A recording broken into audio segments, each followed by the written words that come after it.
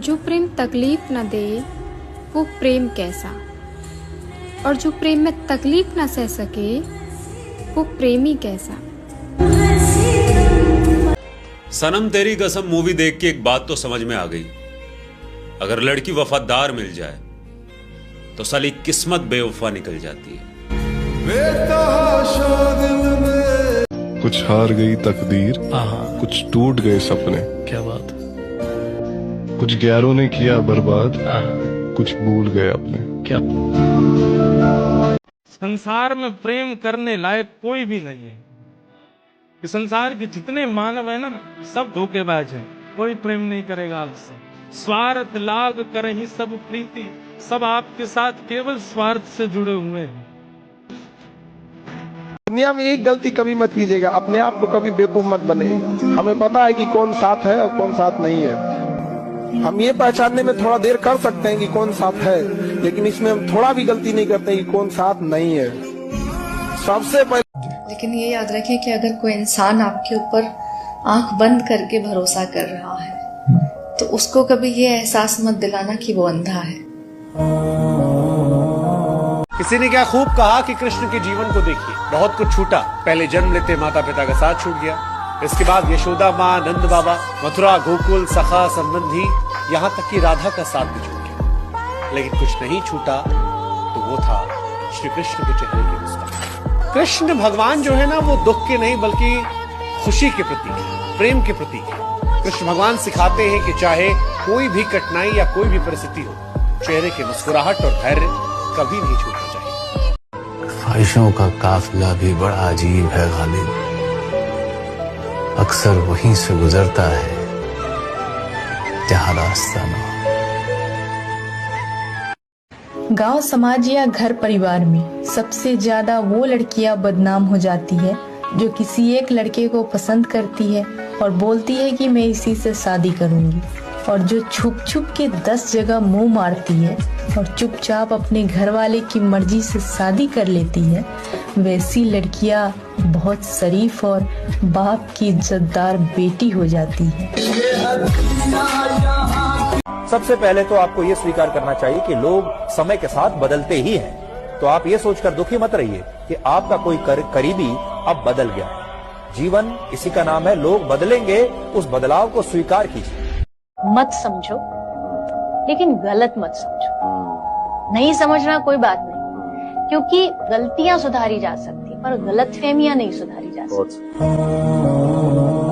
जब आप मांगने लगते हो ना, वहीं पे रिलेशनशिप्स मुझे लगता है बिगड़ने भी लगती है। जब सामने वाले को प्रेशर फील होने लगता है और आपको रियलाइज नहीं होता है कि आप मांग रहे हो, उससे प्रेशर क्रिएट हो रहा है।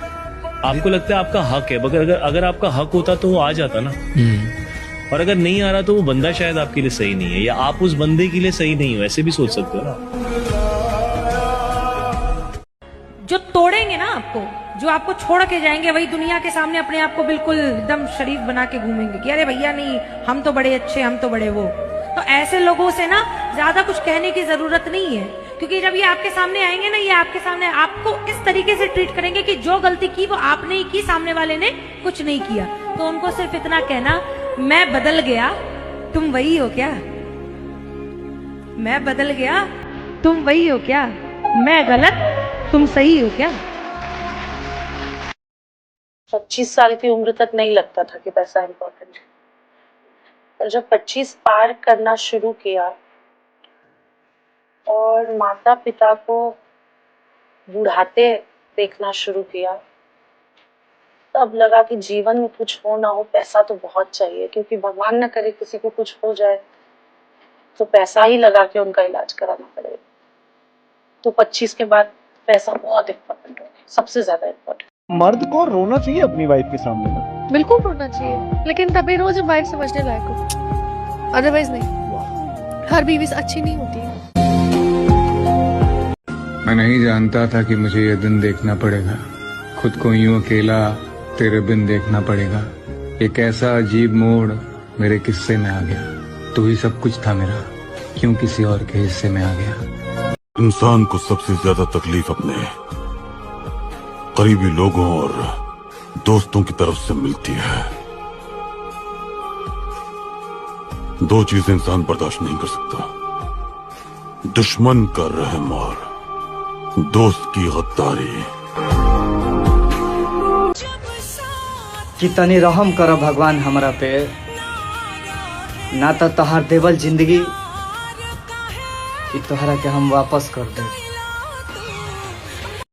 किसी ने मुझसे पूछा इस दुनिया में आपका अपना कौन। मैंने हंसकर जवाब दिया, वक्त अच्छा हो तो सब अपने, वरना कोई अपना नहीं।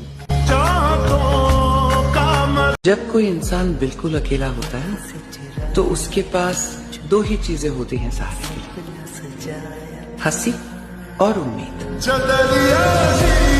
एक्सप्लेन करके आप कभी किसी को समझा नहीं सकते, उनका माइंडसेट बदल नहीं सकते। जिसने आपके बारे में जो राय बना ली वो उसी पर ही रहेगा।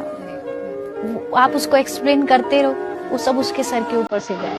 उसके लिए आप बुरे हो तो बुरे हो, उसके लिए अच्छे हो तो अच्छे हो। जो दूसरों का ज्यादा उपकार करता है ना, तो संसार में लोग उसे पागल समझते, दिमाग नहीं है ऐसा समझते हैं। देखो ना कैसे झटका तो कुछ नहीं, ऐसे लोग वो अपनी बुद्धि से देख, आपको भागवती बुद्धि से देखना है, क्योंकि आपके ऊपर भगवान की कृपा है, तभी तो संत समागम में आ पाए।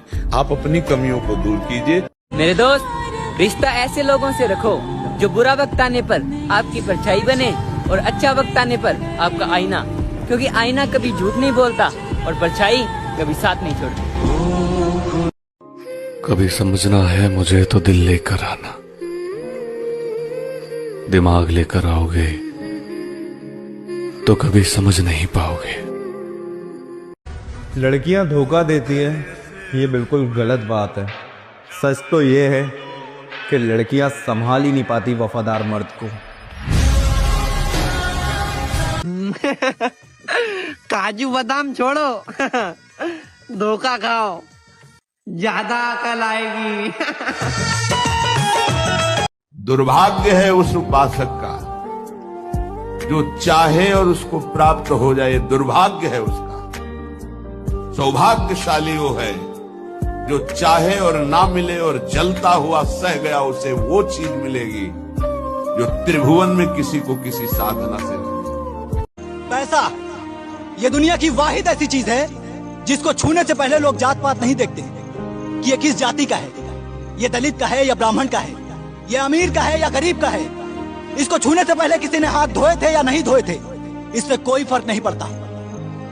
अगर बनना है ना तो इस पैसे की तरह बनो, अपने आप को उस काबिल बनाओ, उस मुकाम पर ले जाओ कि तुम किसी भी जाति के हो, किसी भी धर्म से हो, तुम्हें छूना या तुम्हें हासिल करना उनके लिए मजबूरी बन जाए।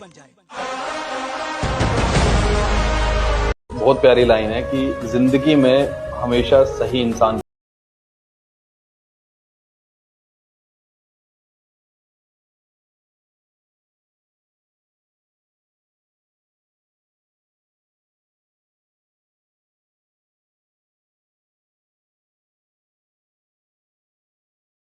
है, चालाकियों के डेरे हैं मेरे दोस्त। यहाँ वो लोग रहते हैं जो तेरे मुंह पर तेरे तो मेरे मुंह पर मेरे हैं। उसकी शादी हो रही है और तुम्हें वो अभी भी अच्छी लगती है। जब शादी करती है गर्लफ्रेंड तो और अच्छी लगती है, किसी भी आदमी से पूछो। हम चले जाएंगे, कोई और आ जाएगा, कहानियां यही रहेंगी, बस किरदार बदल जाएंगे। एक बात बताओ, क्या हम इतने बुरे हैं क्या जो तुम हमसे बात नहीं करते?